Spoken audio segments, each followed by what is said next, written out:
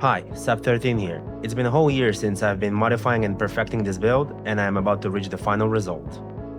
I bought this stock EMTB thinking it will be enough for me, but eventually I realized it wasn't and I needed more power and fun.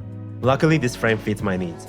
The battery slot of the frame was wide and long enough to build a custom battery that would obviously stick out but still leave enough room for proper bike functionality. I sold all the stock parts, like the motor and the battery, and designed my own bottom bracket and motor mount. The battery was the easy part, we'll talk about it later.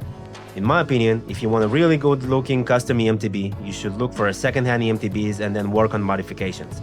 I bought a new one, but I could have saved a lot on this build if I had known from the beginning that I was about to mod it. Stock EMTBs have a good space for a battery. Yes, it will stick out if you want a big battery, but it still looks good and has some protection from the frame.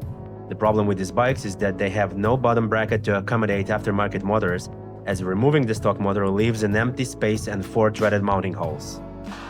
For an average builder, that's a challenge, but if you want the best custom build, you can find a mechanical engineer who will create a custom bottom bracket and a mount for you. Send me a message if you need one. Yes, it requires some extra steps, but we are here to get the best build, not to cut corners, right? Also, I do believe that EMTBs were meant for higher loads than acoustic bikes, and I can confirm this by squeezing the throttle fully and seeing that the real triangle stays in place. For example, lighter bikes, such as XC bikes, will have huge rear triangle flex to the right under motor load, which may lead to chain misalignment. One last thing, a base EMTB frame will allow you to have great cable management. It won't look like you slapped a kit on, and it resembles a stock build, which I am a big fan of. So in my case, I had the skills and I made that bottom bracket designed specifically to fit the CYC Gen 4 motor, which we will talk about a bit later in this video. It feels natural and stiff, and I've avoided some stock assembly issues like trying to clamp onto the frame without it loosening up after a while. Another great perk you have when designing your own bottom bracket for an EMTB is choosing the chain alignment with the cassette. I was able to move the chainring much closer to the center of the frame so it will align almost in a straight line with the biggest cog on the cassette. It is important because most of the extreme torque you will experience off-road is on the biggest cog closest to the center of the hub. And don't get me wrong, there is still speed. On my lowest gear, I have 1:1 ratio with the crank, which is the most torque you can get and still reach up to 45 km/h. That's plenty of range to play with. So I've focused on this alignment as the most important part. Smaller and faster cogs on the cassette are obviously not in a straight line with the chainring, but work great because when you go faster than 45 km, most likely you are not climbing extreme walls, and if you want to, it's time to buy an electric motorcycle because even with a CYC motor, it's a bit too much. I had some great climbs with my Surin friends and I was able to follow with no issues at all at 1:1 ratio. I used to have a CYC Gen 2 motor and there were a lot of issues with it, so I ditched it, but gambling again with the 4 Gen, and boy, it was worth it. The 4 Gen fixed all the previous issues like overheating, chainring losing it up, and rotor magnets falling off. Here are the main reasons I'm a fan of the CYC motor. It's the smallest available on the market that is capable of 10 kW peaks, which is insane for the size. I didn't try these peaks, but I know a guy. In my case, the stock X12 controller is more than enough at 6 kW of peak. Another surprising fact is that even at these high peaks, and hot Israeli summer, I've never reached higher than 60 degrees Celsius. That's very impressive. The small diameter of the motor leaves you with more frames to pick from and maintains a good bottom bracket height clearance. Some frames will even allow you to install it in the frame triangle, as I had it on my Kona process. The stock controller will provide you with 12,000 RPM in the motor, but aftermarket ones like Nuclear 12F will bring it up to 14 to 15,000 RPM. That means you get a decent speed even on the lowest gears. As I mentioned before, the lowest gears on my cassette still reaches 45 km/h, which is perfect for most of road scenarios. Some people might not agree, but in my opinion it's pretty amazing experience that reminds me of rally car gearboxes. Note that if you watch a video of a rally car from the cockpit, you will only hear the mechanical gear noise and not the motor.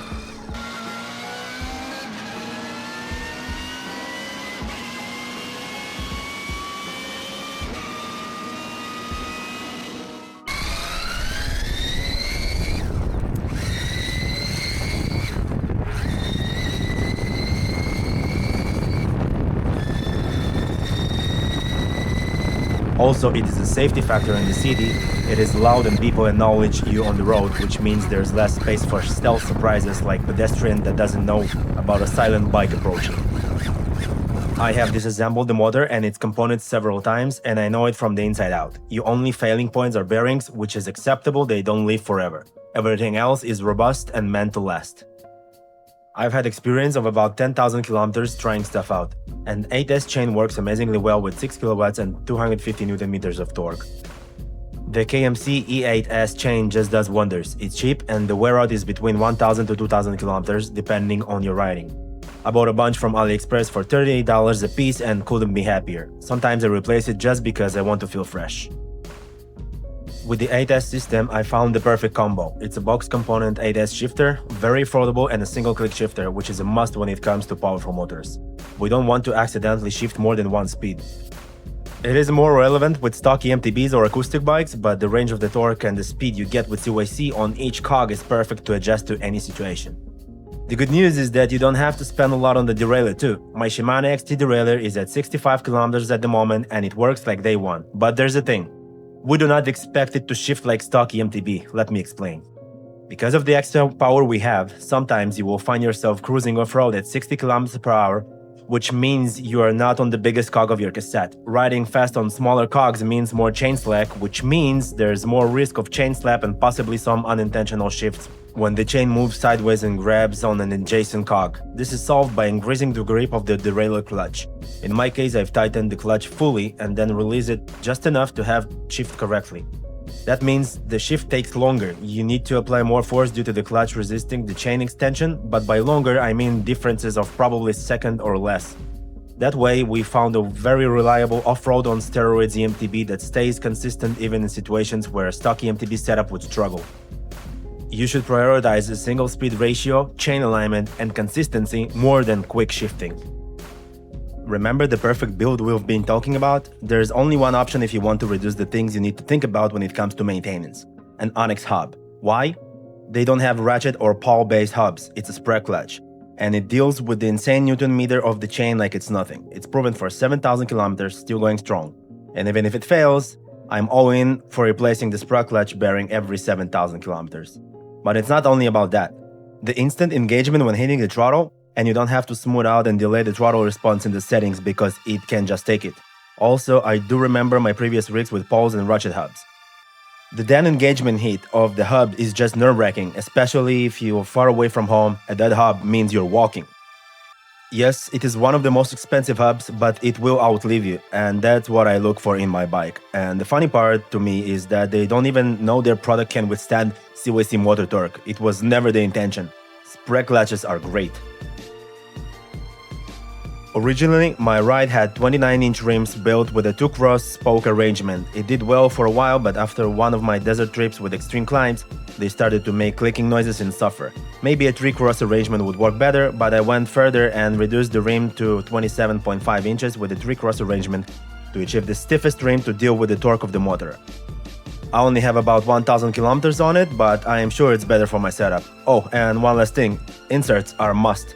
Under the extra weight of the bike, you won't be able to ride low pressure without damaging the rims.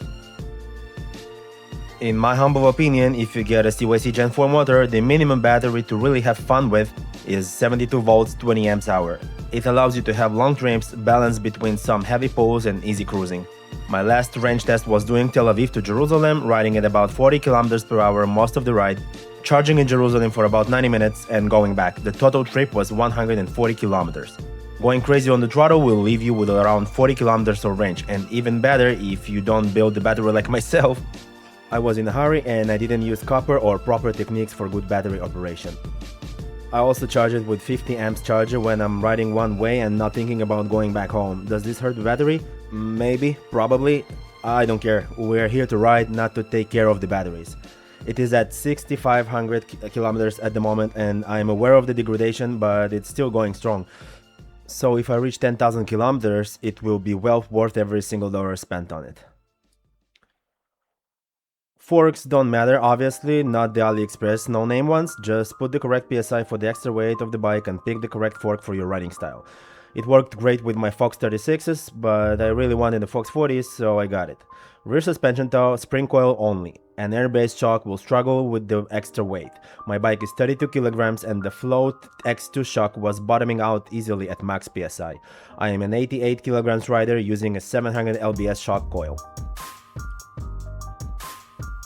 Magura's MT5, simple as that, cheap, amazing bite, and worked great with heavier than usual EMTBs. Some use them on Surons, which are damn mini motorcycles. So on a 32 kilograms bike, they work amazingly, no issues at all. I didn't yet find the one I really like. I'm still trying out different brands, chasing the correct ratio between grip and longevity. Suggestions would be appreciated. My goal is to have a reliable bike for long term, so there's a certain way I operate to achieve that. I lubricate the chain quite often with wax lubricant, obviously ensuring that I'm not overdoing it by keeping the chain relatively lightly coated. Once in a while, I will wiggle some of the drivetrain parts to make sure nothing is loose. Sometimes it happens with the cassette locking ring, for which I suggest putting a tiny bit of Loctite. It's a thin thread, be careful, you might lock it in forever. When off-roading, I tend to let the bike roll just a little before hitting full throttle to make it easier on the frame and the drivetrain. And in most cases where you're not showing off, it's not mandatory, although I can't say I didn't do that. Off-road will be a better place to do that because less grip will allow the forces to go easier on the system.